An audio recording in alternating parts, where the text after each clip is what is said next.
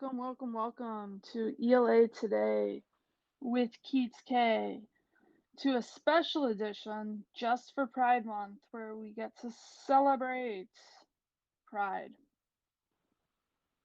I think part of celebrating Pride is sharing our own stories that make us proudly extraordinary people. Um, and part of that is I'm going to share some books with you that I found helpful when I was a teenager discovering my homosexuality for the first time. It came to me as a revelation that I was gay, I was queer, and I, with everything in my life, I turned to the books to try to figure it out. And luckily, back then, there were just a few that were amazing fiction choices. And so let's jump into that.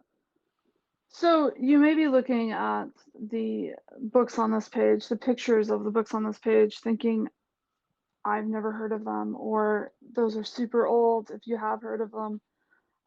They're all proudly extraordinary books and choices.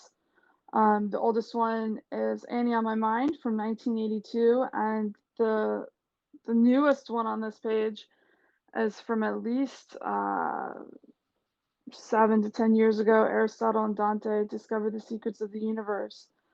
But we're going to start with what I started with when I was 14 and realized I was queer in the summer of 2003. My God, it was so long ago. Empress of the World. So, Empress of the World um, really had a huge effect on me. It's by Sarah Ryan. It was published in 2003 in May. And so it was a young adult book that was on the young adult shelves when I went to Barnes and Noble with my mom. It looked pretty cool, so I didn't even read it. I looked at the cover and I brought it home. It stood in my to be read pile for some time, and for probably about a month or two.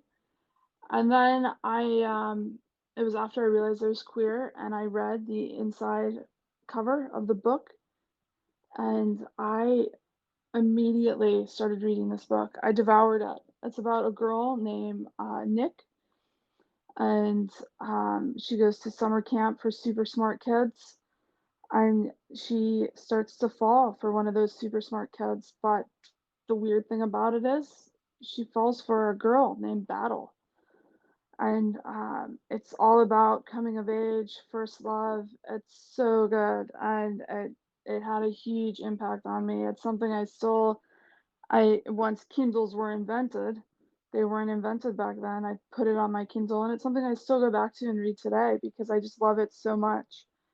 Another great one that I initially went for was Keeping You a Secret by Julianne Peters. Once I read Empress of the World, I went on Amazon and I looked at um, books that other people buy. If they buy this, that feature, if you bought this book, you might like these. And I made a list. And there's a whole funny story that goes with that about my mom realizing I might possibly have a gay child before I was ready for her to realize that when she went to the bookstore with my list. But one of those books was Keeping You a Secret, and this is my ultimate favorite out of all of them. Um, it's just so extraordinarily good. The main character, Holland, has a seemingly perfect life, and she's president of the student council. She's a top swimmer. She's just good at everything, and she starts to fall for a new student, Cece, who's in her art class, and her life starts to unravel.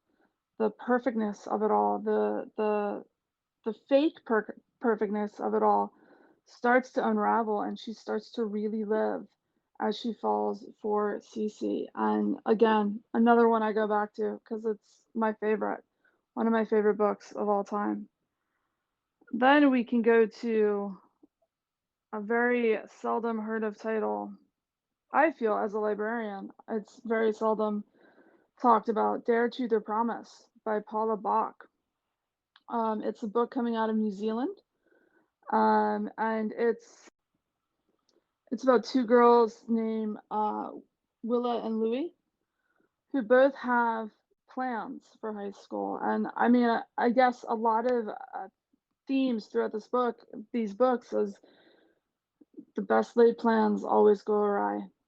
And that happens in Dare, Truth, or Promise. Louis and Willa start to fall for each other, and their plans start to fall apart. One of the things I really enjoyed about this book is it has a glossary at the end, so those of us not from New Zealand can understand the New Zealand slang that's used throughout the book. So, highly recommend that. Next, we go to the oldie but the goldie, Annie on My Mind. Liza and Annie meet at the Metropolitan Museum of Art, and as the title goes, Annie is always on Liza's mind, and the two start to fall for each other again. This was groundbreaking when it was first published and written by Nancy Garden in 1982. That's even before I was born. Um, young adult fiction didn't have uh, LGBTQ plus books as a category. And so for Nancy Garden to write and publish this book, it was so courageous. It was so groundbreaking. It's just iconic, and I cannot recommend it enough. And now we'll go to a book that's a little bit more recent in publication. And it's also the only book on here for the boys. Sorry, boys. Aristotle and Dante discover the secrets of the universe. I was a librarian in one of my first jobs when I read this book while setting up a teenage LGBTQ plus book club. I picked Aristotle and Dante because the cover just looks so cool. You should never judge a book by its cover, but I always do.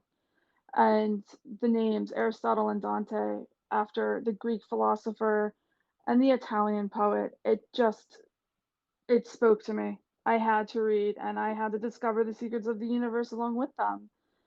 And it's again another amazing read. There's a reason why there are so many awards, and that's not even all the awards the book won. It's all the awards they could fit on the cover of the book without obscuring the book cover. Um, it's an amazing read. It was published in 2014, so much more recent than the other reads, but so good. Another one that I constantly want to get into a book club and read with students, because the secrets of the universe that Aristotle and Dante discover are the secrets of love, the secrets of life, and the secrets of happiness. And who wouldn't want to read that time and time again? So those are my recommendations. My first video of recommendations.